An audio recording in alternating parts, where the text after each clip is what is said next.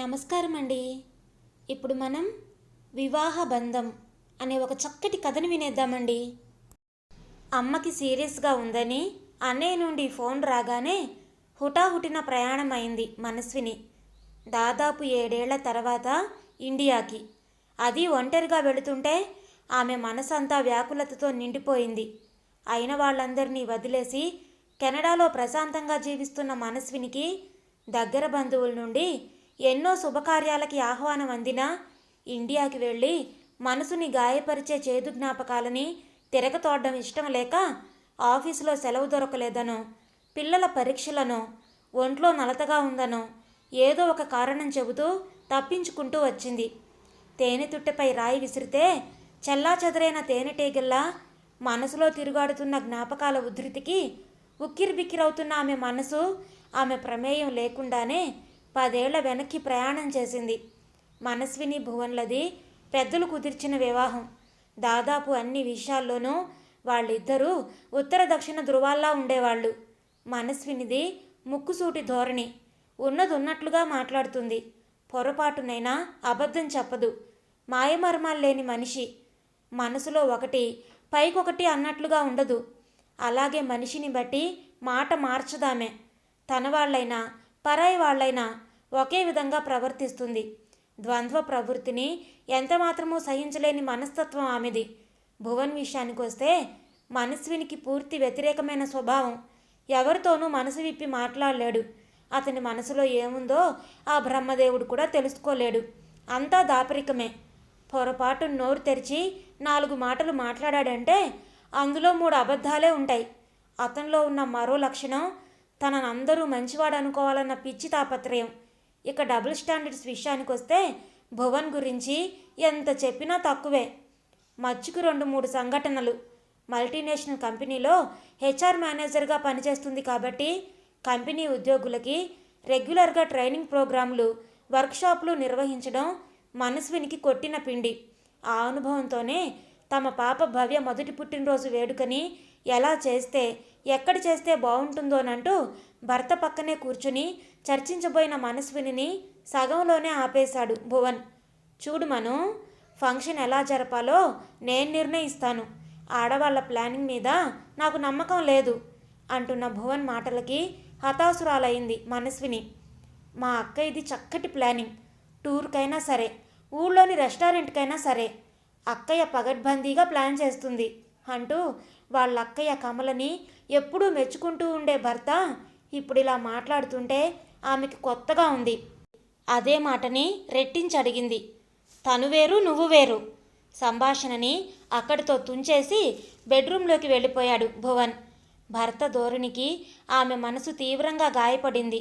మరో రోజు చిన్ననాటి స్నేహితురాలు కష్టాల్లో ఉంటే కొంత డబ్బు సర్దుబాటు చేసింది మనస్విని. ఆ విషయం తెలిసి పెద్ద రాద్ధాంతం చేశాడు భువన్. దగ్గర బంధువులతోనూ ప్రాణ స్నేహితులతోనూ డబ్బు లావాదేవీలు పెట్టుకోవడం వల్ల మనుషుల మధ్యన పొరపచ్చాలు ఏర్పడి బద్ధశత్రువులుగా మారే ప్రమాదం ఉంటుంది. మరోసారి దగ్గర వాళ్ళెవరైనా ధన సహాయం అడిగితే కుదరదని వెంటనే చెప్పేసేయ్. అంత్య నిష్ఠూరం కంటే ఆది నిష్ఠూరం మేలు. ముందు నువ్వు ఇచ్చిన డబ్బులకి నీ స్నేహితురాల దగ్గర ప్రామిసరీ నోటు తీసుకో. భర్త భావాలతో మనస్విని ఏకీభవించలేదు.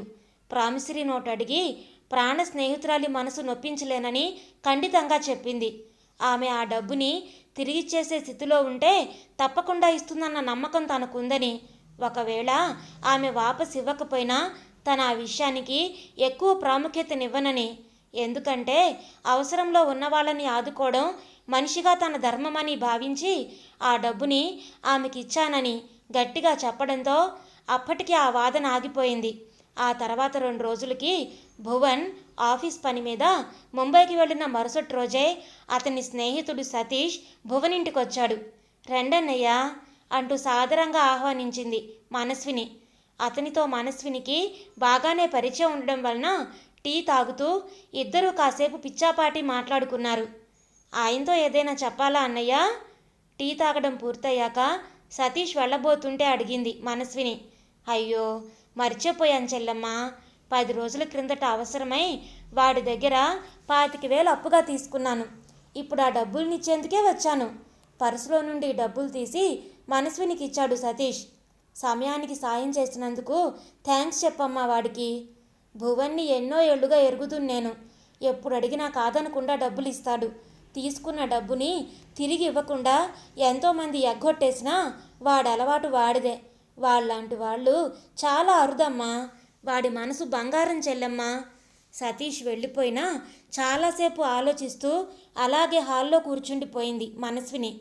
భర్తలోని ద్వంద్వ ప్రవృత్తిని స్పష్టం చేసిన అటువంటి సంఘటనలు ఆ తర్వాత ఎన్నో జరగడంతో అతని మనస్తత్వాన్ని అర్థం చేసుకున్న మనస్విని ఆ పైన చాలా విషయాల్లో మౌనంగా ఉండిపోవడాన్ని అలవాటు చేసుకుంది. పిల్లల పెంపకం విషయంలోనూ భార్యాభర్తల మధ్య సయోధ్య ఉండేది కాదు. పిల్లలకి మంచి చెడు వివరించి చెప్పాలని, నీతి నిజాయితీలని ఉగ్గుపాలతో నేర్పించాలని తాపత్రయపడేది మనస్విని. వాళ్ళకి పంచతంత్రం లాంటి నీతి కథలు చెబుతూ ఉండేది. పిల్లల్ని చక్కటి పౌరులుగా తీర్చిదిద్దవలసిన బాధ్యత తల్లిదండ్రులదే అన్నది ఆమె అభిప్రాయం. అవన్నీ ట్రాష్ అని తీసిపారేస్తూ ఉండేవాడు భువన్. మనం పైకొచ్చేందుకు పక్క వాళ్ళని తొక్కేసినా పర్వాలేదనే ధోరణి భువంది. పిల్లలకి మాతృభాషలోనూ పట్టుండాలని ఆరాటపడేది మనస్విని. అదేం అవసరం లేదు. ఇంట్లో కూడా పిల్లలు ఇంగ్లీష్లోనే మాట్లాడాలి. అదే ఇప్పటి కల్చర్. అలా ఉంటేనే మనుషులు మనల్ని ధనవంతులుగా, చదువుకున్న వాళ్ళుగా గుర్తిస్తారన్నది భువన్ అభిప్రాయం. చివరికి పిల్లల చదువుల విషయంలోనూ భార్యాభర్తలకి చుక్కెదురే. చదువు విషయంలో పిల్లలపై ఎక్కువ శ్రద్ధ పెట్టడం భువన్కి ఇష్టం ఉండేది కాదు. ఇద్దరు ఆడపిల్లలే కాబట్టి పెద్ద పెద్ద చదువులు చదివించక్కర్లేదు. మంచి సంబంధాలు చూసి పెళ్లి చేసి పంపిస్తే చాలనేవాడు. చదువులకి ఆడా మగ అన్న తేడాలు ఉండకూడదు. ఎవరైనా సరే వారి వారి శక్తి సామర్థ్యాలకు అనుగుణంగా కష్టపడి విజయ శిఖరాలను అధిరోహించాలనేది మనస్విని అభిప్రాయం. అందుకే పిల్లల్ని దగ్గర కూర్చోబెట్టుకొని శ్రద్ధగా చదివించేది.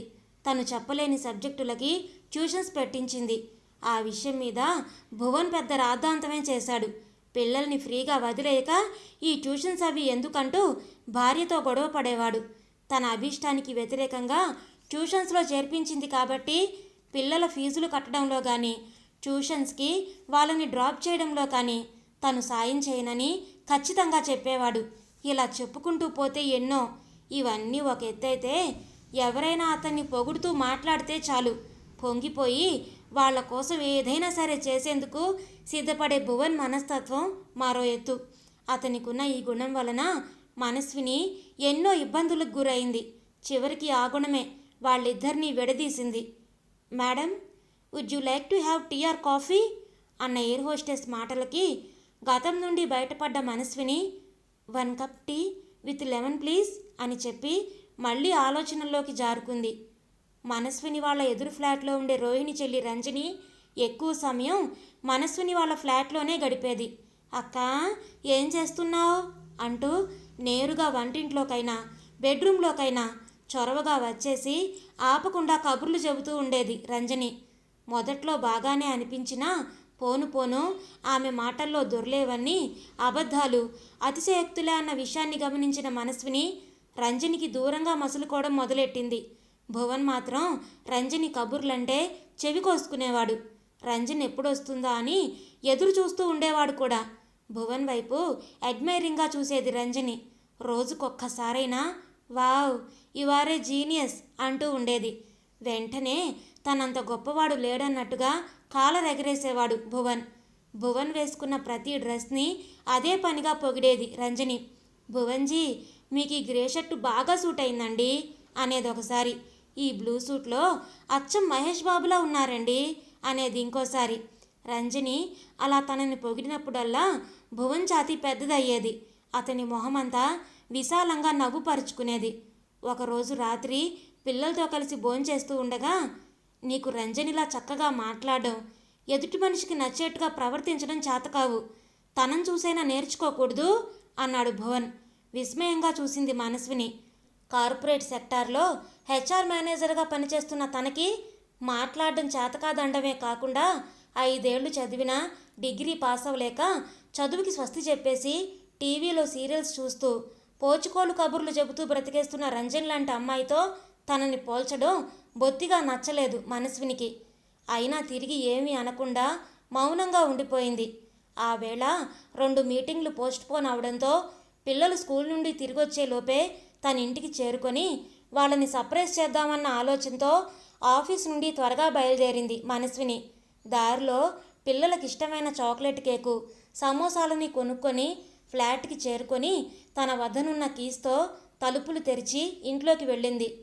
హాల్లో కిటికీల కర్టన్లని పక్కకి జరిపి డ్రెస్ మార్చుకునేందుకు బెడ్రూమ్లోకి వెళ్ళబోయేంతలో లోపల నుండి కిలకిలమంటూ నవ్వులు, గుసగుసలు, వెనువెంటనే వేడి నిట్టూర్పులు వినిపించడంతో ఉలిక్కిపడి ఒక అడుగు వెనక్కి వేసిన మనస్విని లోపల ఏం జరుగుతుందో అర్థం కాగా నీరసంగా నిస్తత్తువుగా వచ్చి హాల్లోని సోఫాలో కూలబడింది. దాదాపు 20 నిమిషాలు దాటాక నలిగిపోయిన చీరని సర్దుకుంటూ ముందుగా రంజని, ఆమె వెనకే హుషారుగా ఈల వేసుకుంటూ భువన్ హాల్లోకొచ్చారు. సోఫాలో కూర్చునున్న మనస్విని చూసి వాళ్ళిద్దరూ కంగారు పడ్డారు. తలంచుకొని గబగబా వెళ్ళిపోయింది రంజని. అసలేం జరిగిందంటే సంజాయిషి ఇవ్వబోతున్న భర్త వైపు ఏహ్యంగా చూసింది మనస్విని. గిర్రున వెనక్కి తిరిగి బెడ్రూమ్లోకి వెళ్ళి షర్టు మార్చుకొని బయటికి వెళ్ళిపోయాడు భువన్. కడుపులో నుంచి దుఃఖం తన్నుకొని రాగా 2 చేతుల్లోనూ మొహాన్ని దాచుకొని వెక్కిళ్ళు పెట్టిన మనస్విని కొంతసేపటికి తనను తానే ఓదార్చుకొని మనసుని స్థిరం చేసుకుంది. పిల్లలు స్కూల్ నుండి వచ్చే సమయానికి మొహం కడుక్కొని ఫ్రెష్గా తయారై కూర్చుంది. తల్లి ఇంట్లోనే ఉండడం చూసి స్కూల్ నుండి వచ్చిన పిల్లల మొహాలు వెలిగిపోయాయి. కేకు, సమోసాలు వాళ్ళకి పెట్టి అవి తింటూ వాళ్ళు స్కూల్లో జరిగిన విశేషాలన్నీ చెబుతూ ఉంటే వింటూ కూర్చుంది. ఆ తర్వాత పిల్లలు హోంవర్క్ చేసుకుంటూ ఉండగా వంటింట్లోకి వెళ్ళిన మనస్విని యాంత్రికంగా వంట చేస్తుందే కానీ ఆమె మనసు కుతకుతా ఉడికిపోతుంది. నిన్నటి రాత్రి ఆనందపు టంచుల్ని చేరుకుంటున్న క్షణాల్లో భర్త పెదవులు రంజని రంజని అని ఉచ్చరించడం మనస్విని స్పష్టంగా వింది. బాల్యం నుండి శ్రీరాముణ్ణి ఆరాధ్య దైవంగా కొలిచిన మనస్విని కలలోనైనా పరాయి పురుషుణ్ణి ఊహించుకోలేదన్నడు. అలాంటిది భర్త తన కౌగిట్లో ఉంటూ వేరే స్త్రీని తలుచుకోవడం అన్నదే ఆమె ఇంకా జీర్ణించుకోలేదు. అంతలోనే ఈవేళ కళ్ళ ముందు జరిగిన దాంతో ఆమె మనసు పూర్తిగా విరిగిపోయింది. ఎప్పుడో అర్ధరాత్రి దాటాక ఇంటికి చేరుకున్న భువన్ పిల్లల గదిలో పడుకున్న మనస్విని లేపి మాట్లాడే సాహసం చేయలేక చడీ చప్పుడు చేయకుండా బెడ్రూమ్లోకి వెళ్ళి పడుకున్నాడు. తప్పు చేసిన వ్యక్తి చాలా అర్హతలని, మరెన్నో హక్కులని కోల్పోతాడు. ఆ రోజు నుండి భార్యాభర్తల మధ్యన మాటలు లేవు. నీకు విడాకులిచ్చి రంజన్ని 2వ పెళ్లి చేసుకుందాం అనుకుంటున్నాను. 4 రోజుల మౌనాన్ని బద్దలు చేస్తూ చెప్పాడు భువన్. మానసికంగానూ పవిత్రంగా ఉండాలనుకునే మనస్వినికి భార్య ఉండగానే పరాయి స్త్రీతో అక్రమ సంబంధాన్ని పెట్టుకున్న భర్తతో కలిసి ఒకే ఇంట్లో జీవించడం అన్నది భరించలేని నరకమే. అందుకే భర్త చెప్పిన దానికి ఆమె అభ్యంతరం చెప్పలేదు. కాకపోతే 2 షరతుల్ని మాత్రం విధించింది. 1, పిల్లలిద్దరూ ఆమెతోనే ఉంటారు. తనతో కానీ పిల్లలతో కానీ ఏ విధమైన సంబంధాల్ని పెట్టుకునే ప్రయత్నాల్ని అతను చేయకూడదు. 2, ఈ 10 ఏళ్లలో తామిద్దరూ కలిసి జాయింట్గా కొన్న ఇళ్ల స్థలాలతో పాటు ఈ మధ్య కొనుక్కున్న 2వ ఇంటిని తన పేరిట మార్పించాలి. సింగిల్ పేరెంట్గా పిల్లల్ని పెంచవలసి వచ్చినప్పుడు వెనకాలుండే ఆస్తిపాస్తులు మనిషికి చాలా ధైర్యాన్ని ఇస్తాయి. భవిష్యత్తులో తనకి కానీ పిల్లలకు కానీ ఏ ఆరోగ్య సమస్య వచ్చినా, తనకేమైనా జరిగినా తమ పేరిట ఆస్తి ఉండడం మంచిదన్న ముందు చూపుతో ఆ షరతుని విధించింది మనస్విని. మొదటి షరతుకి సంతోషంగా సరేనన్నా, 2వ దానికి మాత్రం అయిష్టంగానే ఒప్పుకున్నాడు భువన్.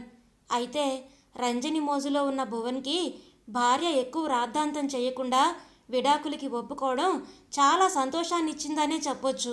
అందుకే భార్య ఎక్కడ మనసు మార్చుకుంటుందోనని గబగబా విడాకులకు కావలసిన కాగితాలన్నీ సిద్ధం చేసి తెచ్చి వాటి మీద భార్య సంతకాలను తీసుకున్నాడు. మ్యూచువల్ కేసు కాబట్టి త్వరగానే విడాకులు మంజూరయ్యాయి. ఇవన్నీ జరుగుతుండగానే ఆఫీసులో ట్రాన్స్ఫర్కి అప్లికేషన్ పెట్టింది మనస్విని. ఎటువంటి పరిస్థితుల్లో బదిలీని కోరుకుంటుందో దాచకుండా అప్లికేషన్లో స్పష్టంగా రాసింది. యాజమాన్యం ఆమె అభ్యర్థనని అంగీకరించి ఆమె కోరుకున్నట్లుగానే కెనడాలో ఉన్న బ్రాంచ్కి ఆమెని బదిలీ చేశారు. జరిగిందంతా తెలుసుకున్న మనస్విని తల్లిదండ్రులు, అన్నా వదిన్లు చాలా బాధపడ్డారు.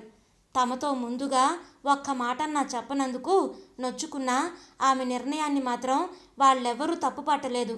అలా పిల్లల్ని తీసుకొని కెనడాలో స్థిరపడిపోయిన మనస్విని తిరిగి ఇండియా మొహం చూడలేదు. Lunch will be served short అన్న అనౌన్స్మెంట్తో గత స్మృతుల నుండి బయటకొచ్చిన మనస్విని భోజనం చేసి ఏదో పుస్తకం చదువుతూ అలాగే నిద్రలోకి జారుకుంది.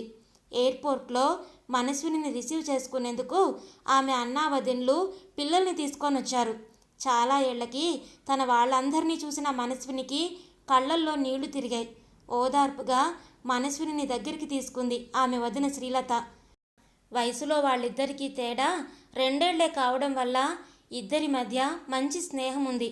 ఇంట్లోకి వెళుతూనే పరిగెత్తినట్టుగా అమ్మగదిలోకి వెళ్ళి మంచం మీద నీరసంగా పడుకున్న తల్లిని వాటేసుకుంది మనస్విని. నీ మీద బెంగతోనే మీ అమ్మిలా చిక్కిపోయి ప్రాణం మీదకి తెచ్చుకుందిరా. ప్రస్తుతానికి ప్రాణాపాయమేమీ లేదు కానీ సమయానికి సరైన ఆహారం తీసుకుంటూ క్రమం తప్పకుండా మందులు వేసుకోవాలని చెప్పారు డాక్టర్లు. అన్నింటికంటే ముఖ్యంగా మనసుని ప్రశాంతంగా ఉండేట్టు చూసుకోమన్నారు. అందుకే నిన్ను చూడాలని తను పదే పదే కలవరిస్తుంటే ఉండబట్టలేక నిన్ను పిలిపించాం.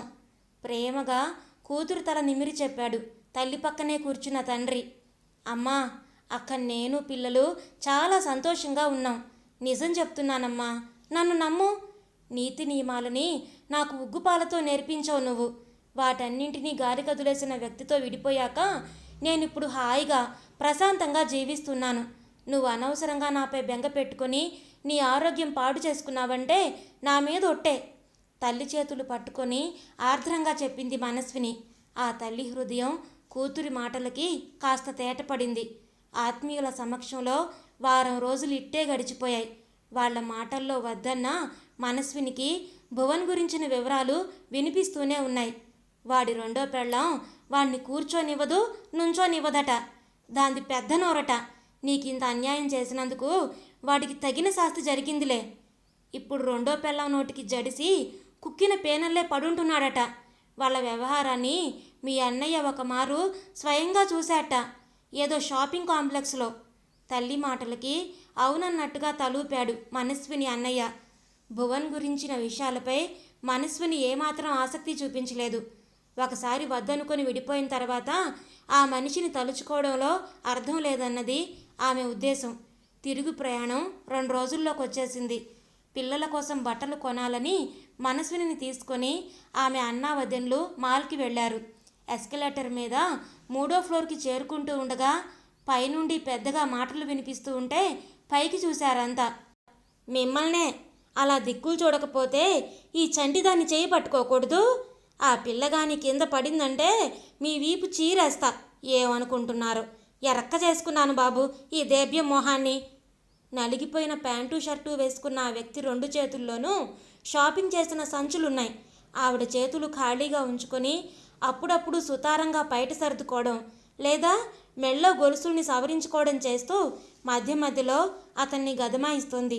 భువన్ అక్కడ అలా చూసి నివ్వెరపోయింది మనస్విని. ఎవరో చెబుతుండగా వినడం వేరు, స్వయంగా చూడడం వేరు. టిప్ టాప్గా ఇస్త్రీ చేసిన ప్యాంటు షర్టు, వాటి మీద మ్యాచింగ్ బ్లేజరు వేసుకొని టై కట్టుకొని టీవీగా ఉండే భువన్ ఇలా సాదాసీదాగా తలంచుకొని నిలబడి భార్య తిట్లని మౌనంగా భరిస్తుంటే మనసంతా కలిచివేసినట్లయింది ఆమెకి. షాపింగ్ పూర్తి చేసుకొని లిఫ్ట్ ఎక్కబోతూ ఉండగా మను అన్న పిలుపుకి వెనక్కి తిరిగింది మనస్విని. ఎదురుగా భువన్. పరిస్థితిని అర్థం చేసుకొని కార్ పార్కింగ్ వద్ద ఉంటామని చెప్పి వెళ్ళారు మనస్విని అన్నా వదిన్లు. ఏం మాట్లాడాలో, అతన్ని ఎలా పలకరించాలో అర్థం కాక మౌనంగా నిలబడింది మనస్విని. మను, నన్ను క్షమించు.